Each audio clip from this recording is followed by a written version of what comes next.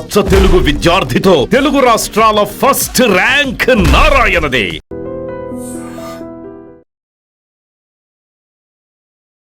నమస్కారం, welcome to I dream. ధర్మ మార్గం విత్ విజిత కార్యక్రమానికి స్వాగతం.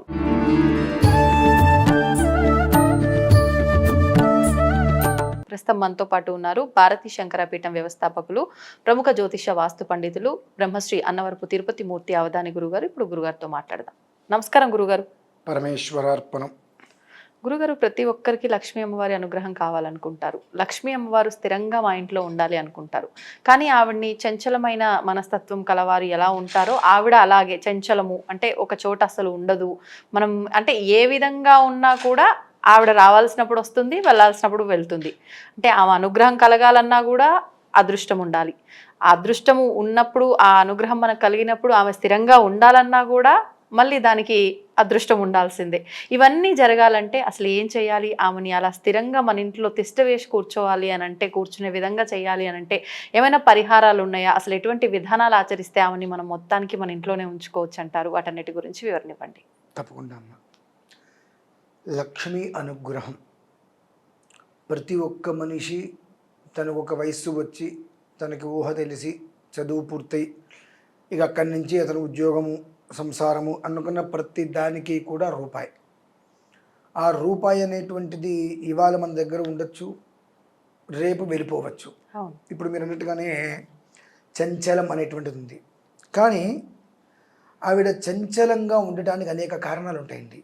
ఎందువల్లనంటే కొంతమందిని విడిచి వెళ్ళిపోతేనే కొంతమంది జీవితాలు బాగుపడతాయి. ఎవరి దగ్గర అయితే డబ్బు అనేటువంటిది ఉన్నప్పుడు డబ్బుకు విలువ లేకుండా ఉంటారో, ఆ డబ్బును చూసి ఎదుటి మనిషికి విలువ లేకుండా ఉంటారో రాక్షస ప్రవర్తన అంటారు. అటువంటి వారి దగ్గర నుంచి అమ్మవారి వెళ్ళిపోతుందండి. వెళ్ళిపోయి మంచి వాళ్ళ దగ్గరికి వెళ్ళినప్పుడే అది వాళ్ళకి మంచి జరుగుతుంది, వాళ్ళ ద్వారా 10 మందికి మంచి జరుగుతూ ఉంటుంది. ఇది మనం గమనించడం కష్టం. అంటే ఒక చోటు నుంచి వెళ్ళిపోతేనే ఇంకొకరికి లక్ష్మీ అనుగ్రహం ఉంటుంది అంటారా? అంటే ప్రతి మనిషి దగ్గరికి ఆవిడ వస్తుంది. ఆ వచ్చే ముందు ఆ మనిషి ఎలా ఉన్నాడు, వచ్చిన తర్వాత మనిషి ఎలా ఉన్నాడు అనేటువంటి విషయాన్ని మనం గమనించాలి. వచ్చే ముందు మనిషి ఎట్లా ఉన్నా మనం టైంకి అన్నం తిని 10 మందికి ఉపకారంగా ఉంటాం. వచ్చిన తర్వాత ఆ తత్వం మారిపోయి అన్నం తర్వాత అయినా తినొచ్చు, ముందు సంపాదించేసుకుని కూడబెట్టేద్దాం అనేటువంటి ఒక స్థితిగా మనలో ఉంటాం. ఒకటి ఆలోచించండి, రూపాయి సంపాదించిన ధర్మంగా అంతన్నమేగా తినేది, అన్యాయంగా 1,00,000 రూపాయలు సంపాదించిన అంతన్నమేగా తినేది. లేదు, ధర్మంగా రూపాయి సంపాదించిన వ్యక్తి ఇంతన్నము, అధర్మంతో 1,00,000 రూపాయలు సంపాదించిన వ్యక్తి ఇంతన్నం తింటాడా? ఎంత పడితే అంతే అండి కదా. ఎలా ఉన్నా కానీ ధర్మంగా రూపాయి సంపాదించేటువంటి వ్యక్తి కడుపుకు తృప్తిగా తినగలుగుతాడు. కానీ అధర్మంగా వచ్చేటువంటి రూపాయి, అంటే ఎక్కువగా వచ్చేటువంటి రూపాయి ఏం చేస్తుందంటే దాని మీద ఎక్కువ దృష్టి పెట్టించి సమయానికి భోజనం లేకుండా చేస్తుంటుంది. ఎప్పుడైతే నువ్వు డబ్బు అనేటువంటి నీ దగ్గరికి వస్తున్నప్పుడు టయానికి నువ్వు చేయవలసినటువంటి పనులు మానేసి దాన్ని అధిగమించి చేస్తున్నావు, అతిక్రమించి, అప్పుడు అమ్మవారు మళ్ళీ వెళ్ళిపోతుంది. ఎవరి దగ్గరికి వెళ్తుంది? ఇంకొక మనిషి దగ్గరికి వెళ్తుంది. చంచలము కాదండి. మనకు ఒక మనిషి విలువ ఇవ్వనప్పుడు ఆ మనిషి మన దగ్గరికి వస్తాడా? అంతే. ఒక మనిషితోటి అలా ఉన్నప్పుడు యావత్ ప్రపంచం మొత్తాన్ని నడిపించేటువంటి తల్లి. అలాగే యాదేవి సర్వభూతేషు, యాదేవి సర్వభూతేషు, మొత్తం అందరికీ కూడా, అంటే పంచభూతాలు అంటే మనకు అయితే తెలుసు. కానీ అమ్మవారి దృష్టి ఏంటి? మొత్తం అన్నిట్లోనూ ఒకే రకంగా చూస్తుంది ఆవిడ. అన్నిట్లలో తను అన్నిట్లలోనూ కూడా చూసుకున్నటువంటి ఆ తల్లి అందరికీ అన్నీ సమకూరుస్తున్నప్పుడు నువ్వు విలువ ఇవ్వలేదు అన్నప్పుడు ఆవిడికి కాదుగా, ఆ తత్వానికి నువ్వు విలువ లేకపోయావు. విలువ లేని వస్తువు నీ దగ్గర ఉండకూడదు, విలువ తెలియని వస్తువు నీతోటి ఉండకూడదు. వెళ్ళిపోయినప్పుడు ఆ బాధ నీకు తెలియాలి, విలువ అర్థమవుతుంది. అది తత్వం అనమాట. అమ్మవారి యొక్క తత్వం అలా ఉంటుంది. ప్రతి మనిషి అమ్మవారిని కోరుతూనే ఉంటారు. ఇప్పుడు మనకు చండీ సప్తశతిలో 5వ అధ్యాయంలో వస్తుందండి, యా దేవి సర్వభూతేషు మాతృరూపేణ సంస్థిత.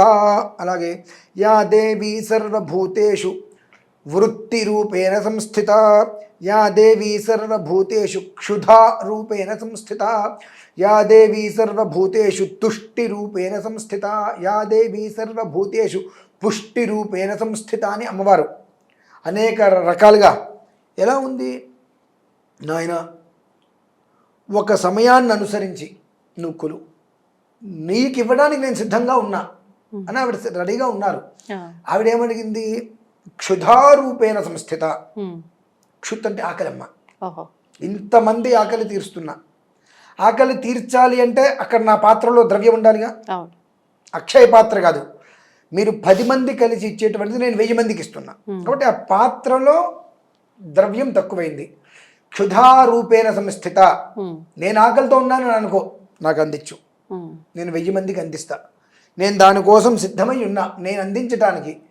నువ్వు ఏదైతే ఇవ్వవలసిందో అది యజ్ఞ రూపంలో నాకు సమర్పించు, నేను సిద్ధంగా ఉన్నానని చెప్పి అమ్మవారు. కానీ అది మనం వినం కదా. ఇప్పుడు 19వ తారీఖు నిజజ్యేష్ఠ మాసం, భృగు పంచమి అంటారండి. భృగువారము పంచమి అమ్మవారికి చాలా విశేషమైనటువంటిది. అమ్మవారికి ఇష్టమైన ద్రవ్యం విప్పపు అంటారమ్మ, మధుపుష్పము అంటారు.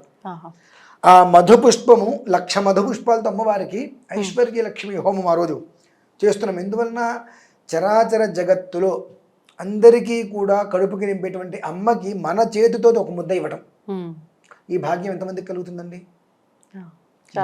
మన చేత్తో అమ్మకి ఒక ముద్ద ఇవ్వటము అనేటువంటిది, అంటే మన కడుపు నింపేటువంటి తల్లికి, మనకు చిన్నప్పుడు అమ్మ గోరుముద్దలు పెడుతుంది కదా, మనం పెద్ద ఎంత అమ్మకు ఒక ముద్ద, ఆ రకంగా అమ్మకు ముద్ద పెట్టి కడుపు నిండి అమ్మ యొక్క కడుపు నింపేటువంటి ఒక యోగం ఎంతమందికి లభ్యమవుతుంది? అటువంటి చక్కటి ఒక మార్గం రేపు 19వ తారీఖు జరుగుతుంది. కాబట్టి అందులో చెప్పబడిన రీతిలో ప్రతి ఒక్కరూ కూడా ఏమాత్రం అవకాశం ఉన్నా ఆ విప్ప పువ్వు, ఆ ఒక్క మంత్రంతో అమ్మవారికి సంబంధించినటువంటి ఏదైతే మహామంత్రం ఉంటుందో ఆ మంత్ర పాశుపతంతో శ్రీ సూక్తం అమ్మ. శ్రీ అంటేనే లక్ష్మి. 28 సార్లు ఆ శ్రీ సూక్తం మహామంత్ర పాశుపతంతో శ్రీ సూక్తాన్ని 28 సార్లు విప్ప పువ్వు, అలాగే తేనె, పసుపు, కుంకుమ, లవంగాలు, యాలకులు, జాజికాయి, జాపత్రి, పచ్చకర్పూరం, ఇలా మొత్తం 8-9 రకాల ద్రవ్యాలు. ఈ ద్రవ్యాలతో అమ్మవారికి ముద్ద ఇవ్వటం, అనంతరం తాంబూలం. ఈ రకంగా ఈ ద్రవ్యాలతో, ఇవన్నీ కూడా శోభన ద్రవ్యములు అని అంటారు. శోభన ద్రవ్యము అని అంటే ఎప్పుడూ కూడా తృప్తిగా ఉండేటువంటిది. ఏ తత్వంలో కూడా ఇది లేదు అని. మనకి ఎంత డబ్బు ఇచ్చినా ఇంకా అంత డబ్బు ఇస్తే బాగుండు అనుకుంటాం. కడుపు నిండా భోజనం చేస్తే మాత్రం అమ్మ చాలు. ఎంత సంపాదించినప్పటికీ కూడా మన కర్మ ప్రారంధవశాత్తు సంపాదన మీద ఉండేటువంటి దృష్టితో కడుపు నిండా భోజనం చేయలేక, సంపాదించి కడుపు నిండా తిందామనే టయానికి అన్ని రకాల వ్యాధులు వచ్చి తినలేక అప్పుడు టాబ్లెట్లు వేసుకొని ఇబ్బంది. ఇంక మీరు తింటాం ఇప్పుడండి. కనుక అమ్మవారు ఏం చేస్తుందంటే, నువ్వు పెట్టే ఒక్క ముద్దకి నీకు ఆ జన్మాంతము కూడా సమయానుకూలంగా ఏ సమయానికి ఏ పదార్థం నీ కడుపులో పడితే నువ్వు తృప్తిగా ఉండగలవో అటువంటి తృప్తికరమైన జీవితాన్ని నీకు అలా అనుగ్రహ రూపంలో అందించేస్తుందండి. అంత విశేషం తెలుసుకోవాలి మనం. అవిన్ని మనం స్థిరంగా ఉండదు, చెంచులక్ష్మి స్థిరంగా ఉండదు అంటూ ఉంటాం. చాలా తప్పు. మనం ఉండే రీతిలో మన ఇంటికి వచ్చినటువంటి వ్యక్తికి మనం విలువ ఇవ్వకపోతే ఇంకోసారి వస్తాడా? అటువంటిది నీ జీవితానికి వృద్ధి ఇచ్చేటువంటిది ఆ లక్ష్మి ఏదైతే ఉంటుందో ఆవిడికి నువ్వు విలువ ఇవ్వనప్పుడు నీ దగ్గర ఎందుకు ఉంటుంది? కాబట్టి ఆ విలువ ఎక్కడైతే ఉంటుందో ఆవిడ అక్కడికి వెళ్ళిపోతూ ఉంటుంది. అది మనం గమనించాలి. చెంచు లక్ష్మి అంటే నిజమే, ఆవిడ ఎందుకైంది? మన వల్లే కదా అయింది. స్థిరత్వం ఎందుకు లేదు? ఈ కారణం చేత లేదు. నువ్వు చక్కగా నీకు వచ్చేటువంటి ద్రవ్యంతో నలుగురికి కడుపు నిండా భోజనం పెట్టి నువ్వు భోజనం చేయడం మొదలుపెట్టు. ఇందులో మన పెద్దవాళ్ళు ఇందాక కూడా అనుకున్నాం, అందరూ బాగుండాలి అన్నప్పుడు కొంతమంది ఏమంటారు, అందులో నేను ఉండాలి అంటారు. చాలా తప్పు పదం అది. ఎందుకంటే అందరూ బాగుండాలి అన్నప్పుడు ఆ అందరిలో నువ్వు కూడా ఉన్నావు కదా. ఆ చిన్న విషయం మనం తెలుసుకోవాలమ్మా. అందరూ బాగుండాలి, అందరితో అందరూ ఉండాలి అంటే తగాదాలు లేకుండా, నువ్వు ఇది ఇచ్చావు, నాకు అది ఇచ్చావు, ఇది నాది, ఇది నీది అనేటువంటి విషయం తగాదా పడకుండా, పోయింది ఓకే అది నాది కాదు అని వదిలేసేయి. నువ్వు ఎప్పుడైతే దాన్ని వదిలేస్తావో అమ్మవారు అంతకు మించి నీకు రెట్టింపిస్తారు. నీ రూపాయి ఏదో ఎదుటి మనిషి దగ్గర ఉందని చెప్పి వాళ్ళని నువ్వు కనుక హింసిస్తే అమ్మవారు నీకే ఇబ్బంది పెడుతుంది. ఎందుకంటే వాడి బుద్ధదే. నువ్వు వదిలేసేయి. దాని గురించి నువ్వు ఎందుకు బాధపడతావు? కలిసి ఉందామనుకుంటే వదిలే. విడిగా ఉండాలి అనుకుంటే అసలు నీకు ఈ ఆలోచన వద్దు. ఆలోచన ఎవరికి ఉంటుంది? అందరూ బాగుండాలి, అందరూ నేనుండాలి అన్నప్పుడు ఏంటి, అందరిలో నువ్వు లేవుగా. ఇటువంటి ఆలోచన పక్కన పెట్టి అందరూ బాగుండాలి, అందరిలోనూ అందరితోనూ అందరూ చక్కగా ఉండాలి అనే తత్వం నువ్వు నేర్చుకో. నువ్వు వదిలి వెళ్ళమని అమ్మవారు వెళ్దు.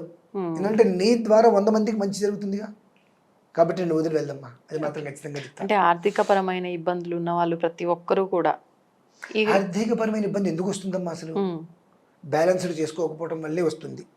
ఖచ్చితంగా ఆర్థికపరమైన సమస్య అంటే ఒకటి బ్యాలెన్స్ చేసుకోకపోవటం, 2 అవతల వ్యక్తికి ఉన్నది నా దగ్గర లేదు అనుకోవటం, అవతల వ్యక్తికి ఉన్న పదార్థం వస్తువు నా దగ్గర లేదు అనుకోవటం. ఈ 2 పెట్టుకోవటం వల్లనే కదా బ్యాలెన్స్ కనెక్ట్ చేసుకోలేక ఆర్థికపరమైన ఇబ్బంది వస్తుంది.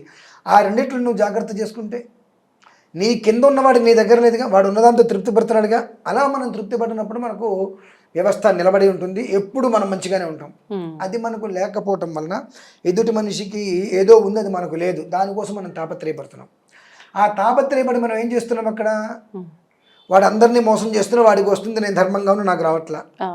ఈ మాట వలన వాడు చేసిన పాపం మొత్తం నీకు వస్తుంది, నీ పుణ్యం మొత్తం వాడికి వెళ్తుంది, వాడు ఎదుగుతున్నాడు, నువ్వు చూస్తున్నావు అంతే.